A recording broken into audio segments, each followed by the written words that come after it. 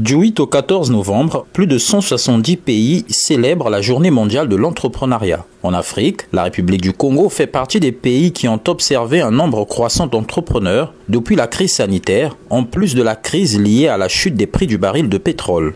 Mais en exerçant dans un environnement et contexte économique défavorable, beaucoup d'entreprises disparaissent aussi vite qu'elles n'apparaissent lorsqu'elles ne sont pas soumises à un entrepreneuriat de nécessité. Organisé sous le thème « Entreprendre au Congo, quelle action et cohésion pour un développement inclusif », les entrepreneurs et opérateurs économiques se sont rencontrés pour partager leur expérience, évoquer les problèmes récurrents auxquels ils doivent faire face et inciter à la cohésion entrepreneuriale pour une action participative de tous les acteurs de chaque secteur d'activité. À ce sujet, Amélie Cabrera, chef de projet au sein de l'Institution européenne de coopération, a indiqué qu'en partenariat avec Congo Entreprises Développement et l'Union européenne, des formations de base en gestion d'entreprise ont été accordées à plusieurs entrepreneurs afin de développer leur activité et augmenter leurs revenus. Pour un développement inclusif justement, ils ont pris pour cible privilégiée les femmes. Dans le secteur de l'agrobusiness, certains ont encouragé les entrepreneurs à intégrer une chaîne de valeur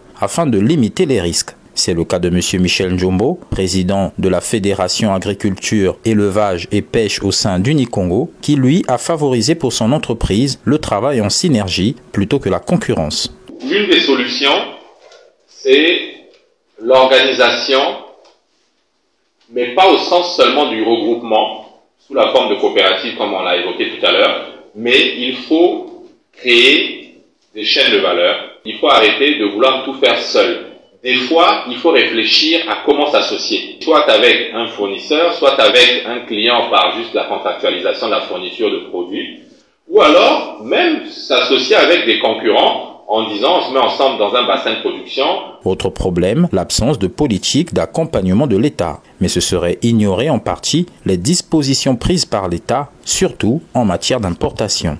L'État a fait toute une panoplie de lois pour, en gros, exonérer le secteur. C'est pas très connu, et tout le monde n'est pas importateur, donc c'est pour ça. Mais au Congo, tous les intrants et équipements agricoles d'élevage, de pêche et de chasse sont exonérés de douane. Donc en gros, ça fait 3,65% de taux de douane. Au-delà de l'effort sur la douane, l'État a également apporté une aide en exonérant de patentes et en exonérant d'impôts sur les sociétés. L'individualisme, fortement observé chez le peuple congolais, a été fustigé. Madame Anne, de la société Essor, a une méthode pour encourager le travail collectif. Par trimestre, on s'engage à reverser telle somme pour les producteurs maraîchers et chaque semaine, on peut aller chercher dans un point de vente notre panier de légumes. Et donc dans ce panier de légumes, on ne sait pas forcément ce qui s'y trouve, mais on a de la diversité, on a la quantité. Voilà, et donc ça c'est un de nos projets bientôt.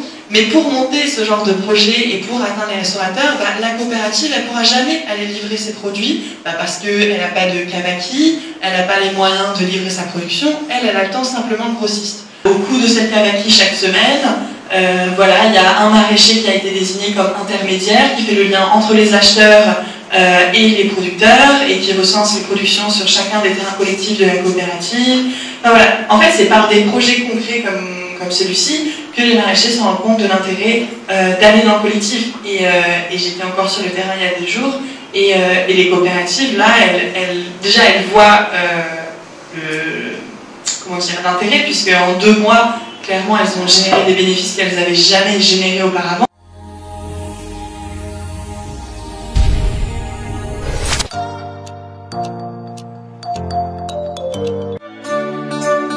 Savez-vous qu'il est désormais possible de recevoir en République du Congo n'importe quel article disponible sur n'importe quel site d'achat en ligne? Amazon, Zalando, AliExpress, Alibaba, Cdiscount et bien d'autres, le monde est désormais à votre portée en quelques clics.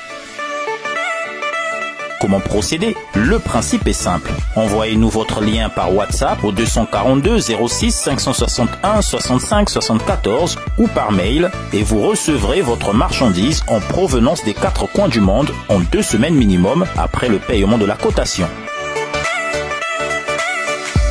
E-commerce by Corée Amevent, pour vous, on donne tout.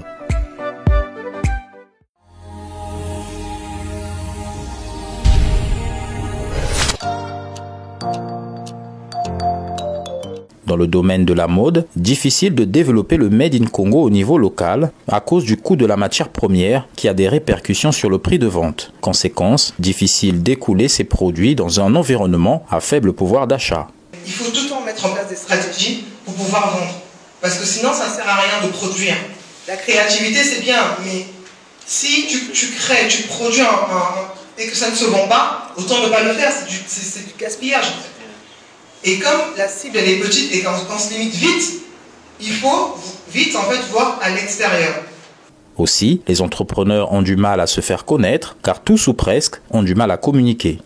Notion de synergie, pareil, je reviens sur les influenceurs en parlant du digital. Je veux qu'on produise sa vue à l'extérieur. Moi je veux le vêtement, donc ok, je vais le faire porter. Moi j'ai essayé de mettre en place une stratégie, c'est d'aller à Madoué des porter là sur le creux des Canal+, le cœur des femmes, qui a accepté les produits. Mais dans le contrat, le produit il est gratuit. Ça veut dire qu'il y a le sacrifice sur mon stock. Aujourd'hui, sur cette table, nous sommes tous conscients de notre besoin de communiquer, mais nous n'avons pas toujours les moyens. Quelqu'un m'a sollicité entre-temps, on va faire un reportage du coup, c'est 50 000 ou 100 000 ou combien. Mais quand je n'ai pas encore fini de payer mes employés, vous croyez que j'ai 50 000, même 30 000 à les donner à un média? C'est pas que je ne veux pas communiquer. Mais je suis à un niveau où aujourd'hui je dois d'abord sécuriser mon activité. Au-delà des mots et des opinions divergentes, tous sont tombés d'accord pour travailler en synergie, se former et communiquer. Une phrase a fait l'unanimité, seul on va plus vite, mais ensemble on va plus loin.